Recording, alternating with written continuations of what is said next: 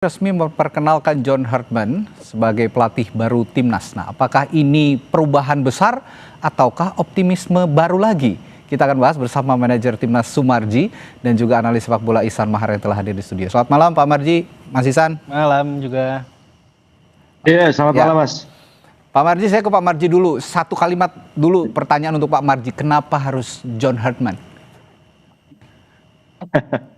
Jadi kalau ditanya kenapa harus John, yang pertama ini sudah melalui proses yang sangat panjang. Ya. Dikarenakan memang kami ingin dari PSSI menginginkan memilih pelatih yang sesuai dengan karakter apa yang kita inginkan, sesuai dengan budaya kita dan mau mengerti tentang budaya kita.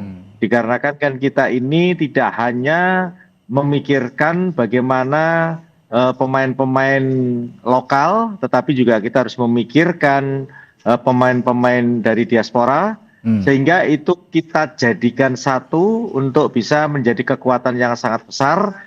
Dikarenakan kan memang tujuan kita untuk memilih John ini adalah goalnya adalah untuk 2030 untuk Piala Dunia. Ya, lolos ke Piala Dunia. Oke, itu apa ya? Main target begitu ya. Target utama memang 2030, tapi ada momen-momen sepak bola besar yang juga akan dilalui oleh John Hartman mulai dari bulan Maret ya, kalau nggak salah ya, bulan Maret, lalu juga nanti Piala Asia dan lain sebagainya.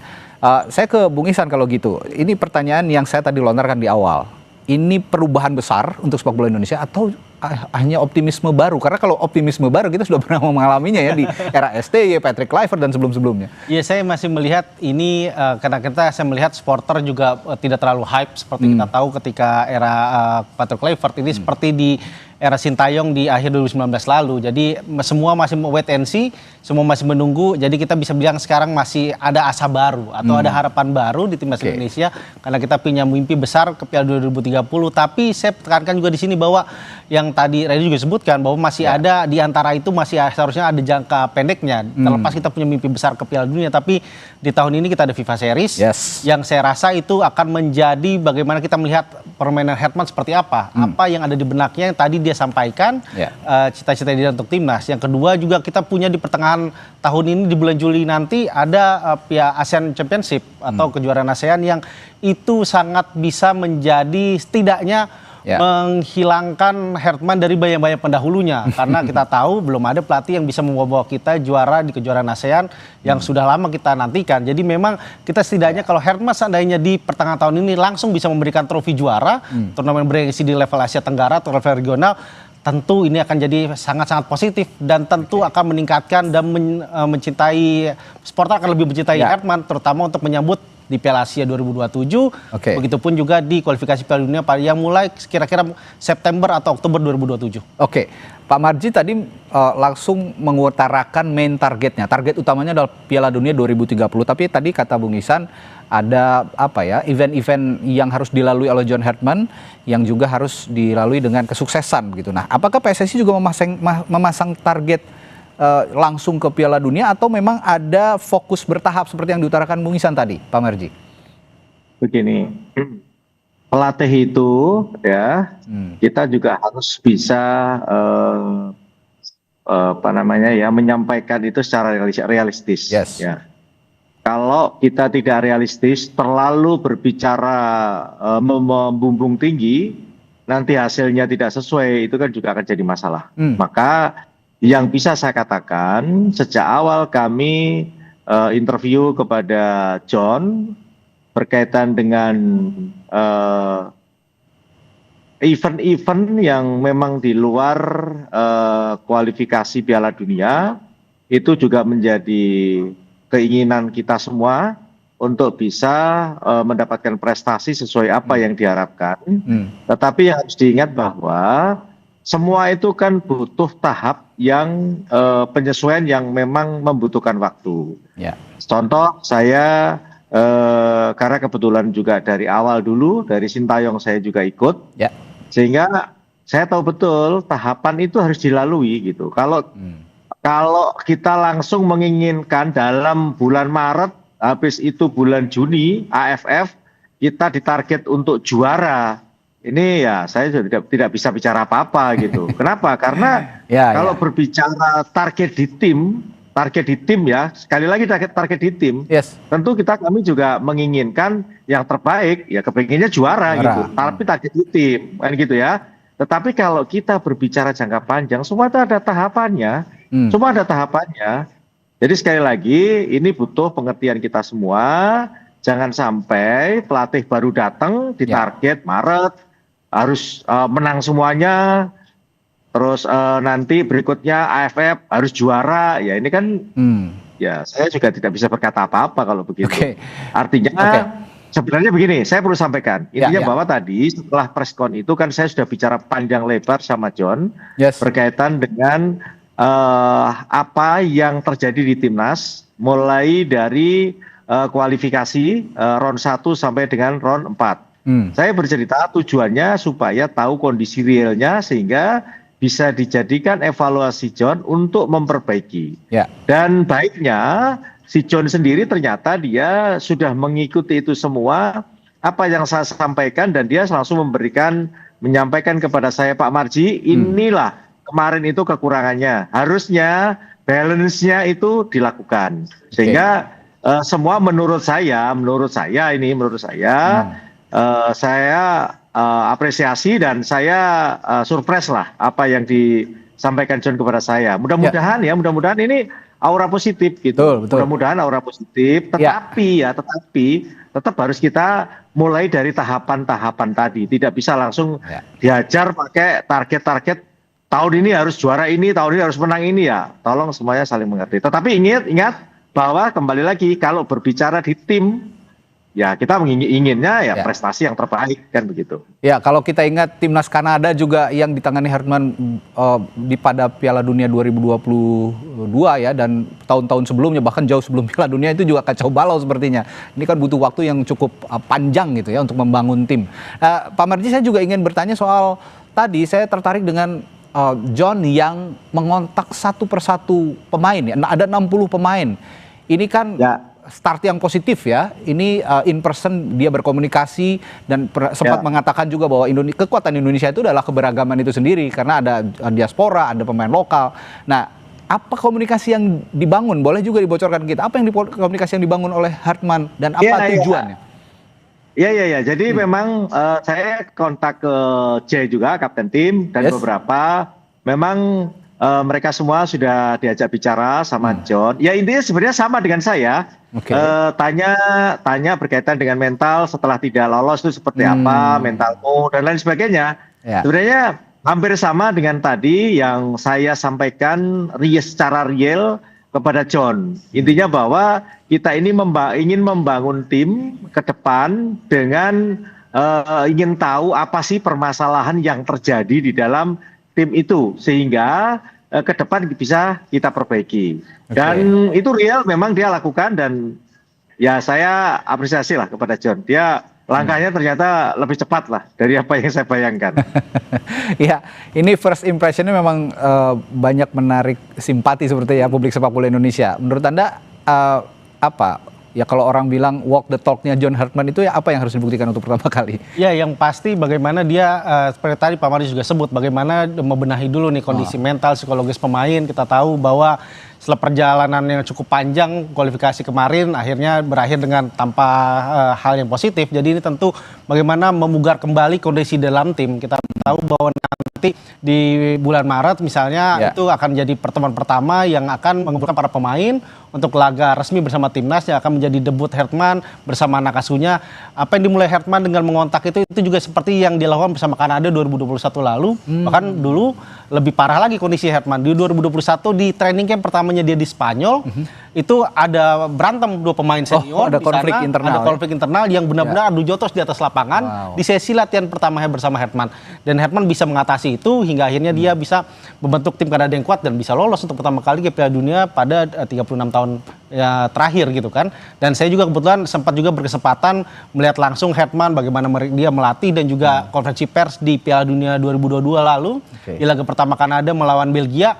memang pelatih ini terlihat santai tapi perangannya tuh sangat tegas di atas lapangan. Bagaimana dia punya ide yang ingin dia transformasikan ke anak asuhnya, dan jelas apa yang dia inginkan tuh pemainnya harus bisa pahami, dan dia memintanya itu tidak dengan cara yang kita tahu, cara yang otoriter atau seperti apa, tapi dia benar-benar cara modern.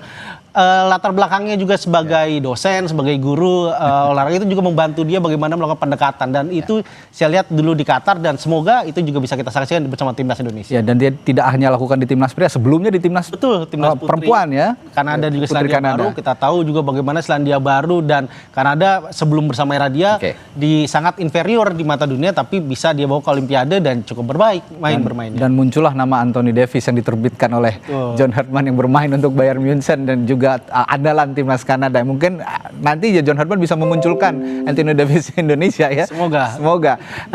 Tadi saya tertarik juga dengan komunikasinya Hartman dengan timnas Kanada yang awalnya Coach Balo bisa ditata. Tapi saya ingin tanya juga, apa yang kira-kira tidak akan ditemui John Hartman di Indonesia seperti halnya menangani Kanada? Saya akan tanyakan hal itu nanti setelah jeda di Sapa Indonesia Malam. Tetaplah bersama kami.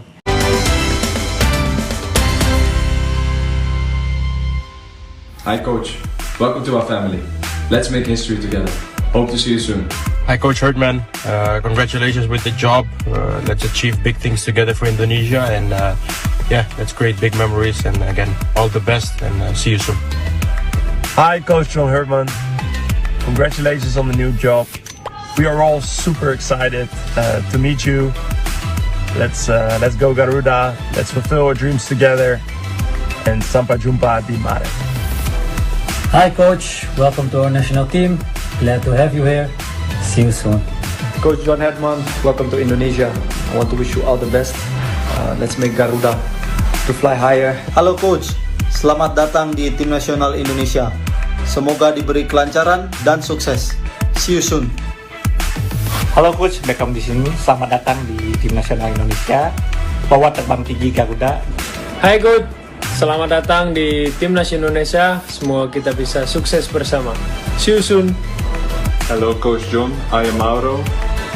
I hope to work together soon and I wish you good luck in Indonesia. Ini sengaja banget nyantumin Beckham sama Rido yang habis Klasiko kemarin ya di GBLA. Oke, tadi saya bertanya soal tantangan, konteksnya tantangannya John Hartman di Indonesia ya. Apa yang kira-kira tantangan yang akan dihadapi John Hartman di Indonesia yang tidak ia jumpai di Kanada, di timnas Kanada? Iya, yang pasti bagaimana kita mengelola talent pool kita. Kita tahu meskipun kemarin Hartman sudah mengontak 60 pemain, tapi dengan tantangan yang dia sekarang, kualitas tentu Kanada yang sekarang adalah Kanada yang bisa kita bilang bahwa mereka generasi emas. Hartman didukung itu. Pemain seperti Alphonso Davies meskipun ketika Hartman masuk usianya masih remaja, saat itu belum genap 19 tahun. Ada juga Jonathan David. Dua pemain itu pemain paling muda yang diorbitkan Hartman, debut dan bisa mencapai caps lebih dari 39 pertandingan bersama Hartman, dan mereka itu adalah generasi-generasi yang hadir lewat pembinaan di Eropa, dan itu pun juga yang bisa, semoga itu jadi tantangan terbesar Hartman menurut saya, bagaimana dia mengasuh talent pool. Dikatakan misalkan liga bagaimana, menariknya justru Liga Kanada tidak punya liga profesional yang sangat kuat. Tim-tim terbaik mereka justru bermain di MLS ya, gabung ke Liga Amerika. Ya kan, ada Whitecap segala macam. Jadi memang secara kompetisi Hartman sudah memahami itu, dan dia tahu di Kanada itu tantangan seperti itu, dan dia bisa kelola itu. Pemain-pemain terutama keturunan yang bermain di Eropa dia orbitkan dan dia maksimalkan dengan baik. Kita punya itu semua. Di luar sisi tantangan selanjutnya bagaimana dia akan meramu tim U23 yang dia juga pegang untuk di Asian Games tahun depan. U23 kenapa? Karena kita tahu tantangannya ini juga sangat besar. Kita baru lihat semalam bagaimana Vietnam bermain di Piala Asia U23, bermain dengan rekor sempurna, terakhir menyingkirkan Arab Saudi, bahkan 1-0 tim tuan rumah mengalahkan Jordan dan juga Kyrgyzstan untuk lolos ke babak fase gugur Piala Asia U23, yang notabene mereka adalah bisa dikatakan sekarang tim U23 terbaik yang ada di Asia Tenggara. Dan bagaimana Herman di satu sisi di Indonesia U23 kita kurang cemerlang dalam 1-2 tahun terakhir. AFF kejuaraan ASEAN 2 tahun lalu kita gagal dengan pemain U22 saat itu bersama Coach Sinteyong. Kemarin juga target mempertahankan emas juga gagal. Jadi bagaimana Herman memugar kembali nih bagaimana tim-tim terutama regenerasi pemain muda kita dan juga bagaimana tetap menjaga ritme pemain di timnya senior. Setidaknya jangan mereka hanya puas dengan kondisi sekarang, bagaimana mereka bisa step up. Kita punya Jay Ijes, punya Calvin Verdong juga. Bagaimana juga Kevin Dix sekarang jadi pemain Asia dengan pencetak gol terbanyak kedua di Liga Jerman. Back yang paling subur di Liga Jerman sekarang. Bagaimana mereka tidak boleh membantu Herman untuk Herman bisa membantu mereka untuk naik level lagi lah. Karena usia-usia mereka sekarang untuk di 2030 nanti mereka baru akan masuk usia emas. Dan ini kita talenta yang terbesar kita semua. Dan bagaimana itu harus didukung semua. Tidak cuma pemain diaspora di Eropa tapi juga lokal ini. Bagaimana Herman juga di satu sisi saya juga ingin menyoroti bagaimana tidak hanya Herman mencari asisten pelatih, tapi juga mendukung ekosistem seperti analis. Banyak analis-analis baru, analis-analis muda yang sekarang mereka juga membantu tim meramu strategi dan juga membantu scouting segala macam, dan itu yang harus diorbitkan Herman. Semoga dia bisa membantu setidaknya tidak hanya taktikal dan juga prestasi, tapi juga mengembangkan sumber daya manusia sepak bola kita semakin baik. Ya, staf kepelatihan tadi juga komitmen staf kepelatihan merekrut individu-individu lokal, asisten-asisten pelatih lokal yang akan diberdayakan oleh Herman di staf kepelatihan. Pak Marji, saya beranjak ke gaya bermainnya John ini ya. Saya tahu atau saya yakin badan tim nasional juga sudah memahami betul bahwa gaya bermain Herman ini dikenal disiplin, intens begitu ya Pak Marji ya. Yang ingin saya tanyakan, apakah badan tim nasional juga sudah melihat karakter ini cocok dengan mayoritas pemain-pemain timnas kita, Pak Marji? Kita memutuskan mengambil John ini kan salah satu juga yang menjadi pertimbangan adalah disiplinnya John ini. Dan tadi ketika saya berbicara panjang lebar dengan John juga salah satu yang kita bahas adalah soal disiplin, mental. Jadi membangun disiplin dan mental ini kan bagian daripada karakter kita kan. Nah itulah yang harus kita bangun kembali. Karena kan kemarin boleh dikatakan ketika sebelum John ini kan era Patrick kan terlalu slow, terlalu rileks, sehingga kan juga dampaknya tidak baik kepada pemain diaspora maupun juga pemain lokal. Sehingga itu bagian terpenting yang harus dibenahi, dan tadi John sudah menyampaikan secara utuh kepada saya bagaimana menyeimbangkan itu supaya jadi kekuatan yang luar biasa dahsyatnya untuk menghadapi perjalanan timnas ke depan. Oke, Bung Ihsan, saya masih bicara soal gaya permainan John. Sektor yang paling cepat bisa ditingkatkan Herman, kira-kira organisasi bertahan, transisi atau mental bertanding? Yang kira-kira paling diutamakan Herman bagaimana bertahan dan juga transisi. Karena dua hal itu yang saya melihat bahwa saya mengamati bagaimana ketika dia melatih Selandia Baru dan juga Kanada Timnas Putra, bagaimana dua hal itu menjadi kunci dari permainan. Karena Herman akan bermain mengutamakan direct play, jadi dia butuh back yang kuat dengan formasi 3 back sejajar dan 5 ketika bertahan.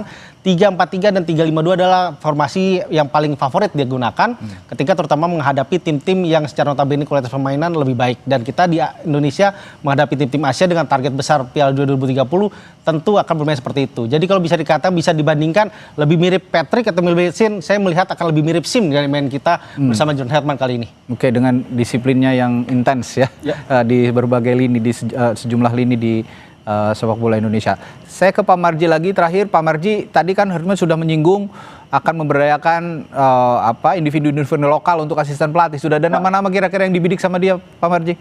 Ya, sudah. Jadi kita juga berbicara kaitannya dengan siapa sih asisten-asisten yang akan dipakai atau mendampingi John. Saya sudah sampaikan cukup banyak di kita. Dan sesegera mungkin besok atau lusa akan saya kasihkan nama-namanya. Dan setelah itu John akan hunting ya, akan datang ke pertandingan-pertandingan di Liga Super kita, sehingga nanti akan dia tahu dan dia mungkin akan bicara langsung, karena intinya bahwa saya akan menyampaikan beberapa nama dibarengi dengan statistik kinerjanya asisten-asisten atau pelatih-pelatih yang saat sekarang ini ada di beberapa klub, baik itu Liga 1 maupun Liga 2. Nah, setelah itu nanti John akan interview masing-masing, akan dilihat dari semua sisi. Intinya John sangat terbuka sekali dan memang akan dibutuhkan banyak pelatih lokal yang akan mendampingi John. Oke, satu lagi terakhir, benar-benar terakhir nih Pak Marji. John nanti diberi keleluasaan untuk menentukan pemain nggak Pak Marji ya? Termasuk soal misalnya ada kemungkinan naturalisasi baru gitu.